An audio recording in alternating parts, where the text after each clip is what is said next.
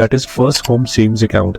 This is the newest program that has been launched by Govt of Canada in the year to help the first-time home buyers to save towards the down payment of their first home. So it's a down payment assistance program. This account combines the features of a tax-free savings account and an RRSP. How? In this FHSA, the contributions you make are tax deductible, means it helps you to reduce your tax liability of that particular year, and along with that, whatever the returns you make under the FHSA that are tax-free, that you don't need to pay any taxes on the returns that you generate under this account.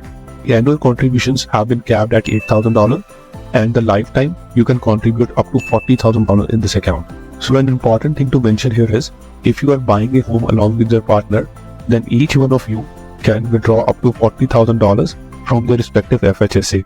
Means, as a couple, you can withdraw up to $80,000 and can take the advantage of this account. Now let's have a look at the key points of the FHSA. What are the key features of this account? So very first is, you can only carry forward a maximum of $8,000, that is unused contribution of 1 year to the another year.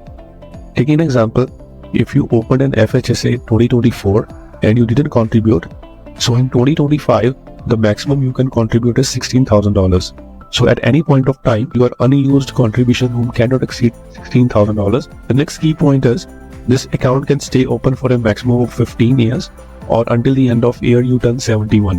Which means, if you open an FHSA but didn't buy a home, then after the end of 15 years, you can move your funds without any tax penalty from your FHSA to your RRSP. The third important point is, which is also the crucial one, the withdrawal that you make from FHSA to buy your first home as a down payment, you don't need to pay it back, which means once you did the eligible withdrawal, the FHSA will be closed. Now let's have a look at the investment options available under the FHSA, because the only motive should not be to save the money under the FHSA, but also to grow the money, because when you receive the money, that's how the returns can be tax-free.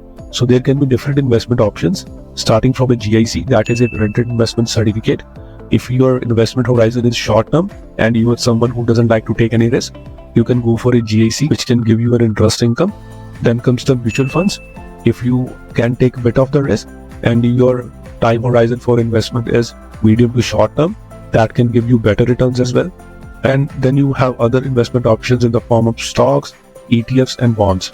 So always keep that thing in mind. If you're opening an FHSA, keep your contributions invested into some kind of instruments so that it grows over a period of time rather than just keeping the money into the cash. So let's move to the second program, which is the Home Buyers Plan, which is also a down payment assistance program.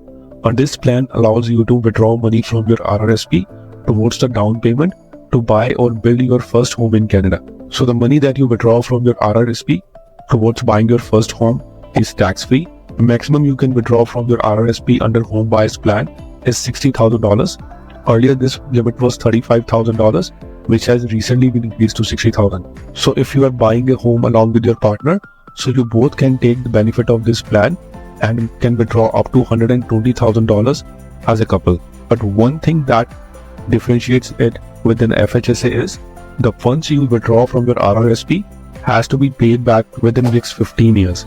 So it's a kind of loan that you're taking from your RRSP which needs to be paid. So now let's have a look at the key differences between these two programs. So the very first difference is, under the FHSA, the annual contribution limit is $8,000 and the maximum you can contribute over the lifetime is $40,000.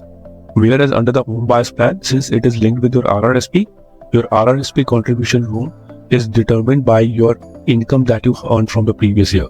So whatever the contribution room you have accumulated from over the years, that much you can contribute under your RRSP. Second major difference is, under the FHSA, the withdrawals made are not to be paid back.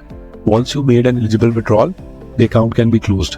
But under the Home Buyers Plan, amount taken out from your RRSP must be paid back within 15 years. One important thing here to mention is that you can combine the benefit of both these programs when buying your first home. Always utilize your FHSA contribution room first and then open an RRSP if you still have some funds to invest. Why? Because we just saw under the FHSA, whatever the eligible withdrawal you make, you don't need to pay it back. Whereas under the RRSP, it's just a kind of loan that you're taking from your RRSP and it needs to be paid back in 15 years.